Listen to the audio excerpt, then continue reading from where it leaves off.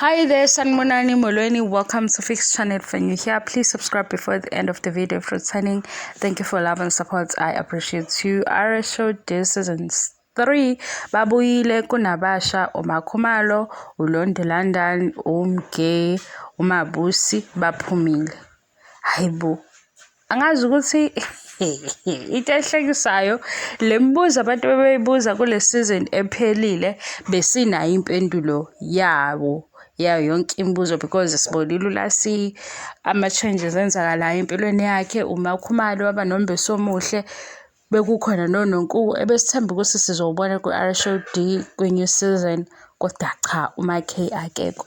Angazi noma le decision right mayenziwe uproducer noma ibona abayicelela ukuphuma leyo information ngala ku Fix SA angakayiconfirm but sibonile ke i-launch new season 3 silindele idrama engicabanga ukuthi futhi baya-understand ukuthi masithi drama asilindele ukubona izinto ezi-toxic ngalento yokuthi sebefuna ukulwa noma be-undermine abanye. Season entsha ikhona siyabuya futhi sizokwenza ama-review njengoba besenza before.